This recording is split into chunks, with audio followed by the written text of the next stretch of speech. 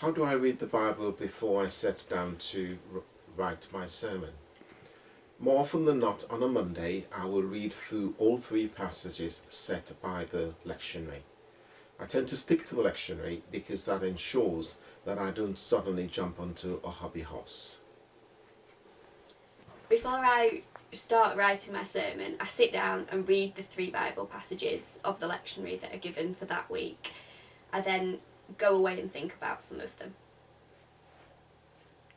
I usually choose two readings for every service, and one of those is always the Gospel. So I begin by reading the Gospel, I go away and think about that for a little while, and then I come back and look at the Old Testament and the Epistle and decide which one of those I want to match with the Gospel. When I've read the passages, if something immediately jumps out at me as a theme for the service, I will use that. But other times I have to go away and think about it, and there's no worry about that. I always start preparing a service a couple of weeks in advance. Do I do further study on all of the passages on a particular passage? When I read the Bible, the passages on a second reading, by then I am fairly sure which of the three books I would want to stick to. And I will then stick to that book, be it Gospel, Old Testament or Epistle, and I will then do a bit background reading around that particular book and passage. Once I've identified the passage which is going to control the sermon and the theme of the service, once I've realised what I want to say, the first thing that I do is I go away and choose the hymns. Someone once said to me that there are two sermons in every good service, one from the pulpit and one through the hymns. And sometimes some good hymns can actually give you another theological perspective on what you're wanting to say. After that, I take a big sheet of paper and I splurge down all my thoughts on what I might say, what points I might make, what questions I have, and any illustrations or quotations I might want to use. Not to use them all, but to be able to select from what I've got on the piece of paper. Once I've chosen the passage that's going to control my sermon, I spend a bit more time, both prayerfully and also reflectively, trying to think about what the passage itself is saying to me. Once I am much more confident about what I think it is saying to me, that is when I spend a bit more time with the commentaries to understand what others say about that particular passage. Once I've picked my theme, I will write my sermon. Because once I've written my sermon, I can then think of hymns that go with my sermon. I can work out what order I need to do it, what I'm going to want people to take away from my service. Whilst I'm preparing, I always try and boil it down to one sentence that I would like the congregation to take away with them at the end of the service. One thing, one idea, one thought, one challenge maybe, that when they all walk back out and go off for their Sunday lunch, that should be in their head. I seek to identify the original purpose of the passage because that more often than not leads me to the controlling theme for my sermon.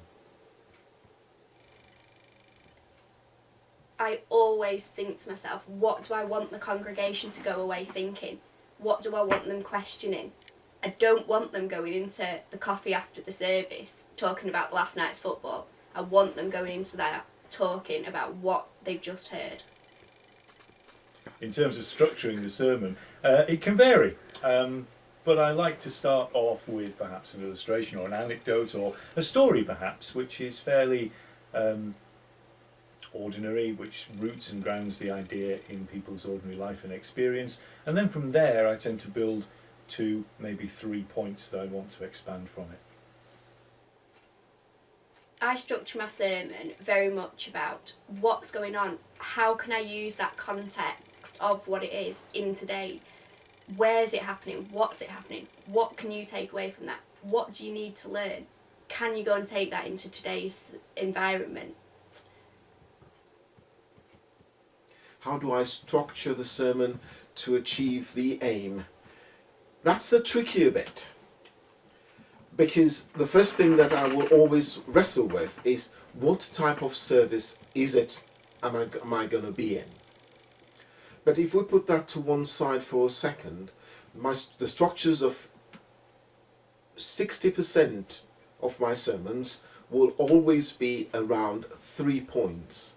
Simply being, the 3 points are easier for people to remember, especially as within my sermon I will tend to go back to those points and remind them of those points. I've got 2 pieces of advice for anyone that's just starting out preaching. Firstly, if you read something and you don't understand it, don't worry. There's plenty of help out there. You've always got people who can call on. And the second piece of advice is the piece of advice that was given to me when I started preaching. That is, remember that anybody can walk off the street into your service and they have to be able to understand what you're talking about.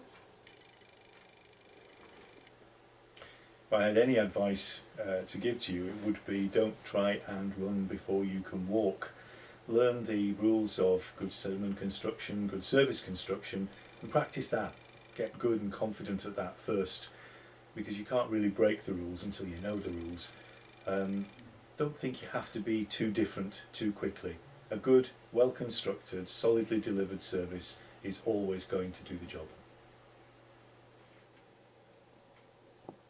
My best advice to them would be, the course they have taken up is a course to proclaim the gospel to the people of God.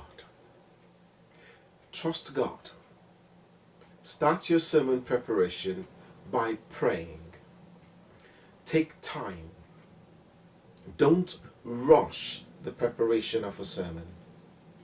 And the final bit I will say to them is, read through your sermon as many times as you can. Each time you read it through, you may find yourself rewriting a section of it. Do not be scared of that.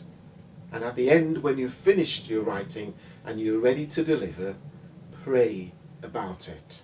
Because at the end of the day, we are only there to enable God's people to hear the voice of God.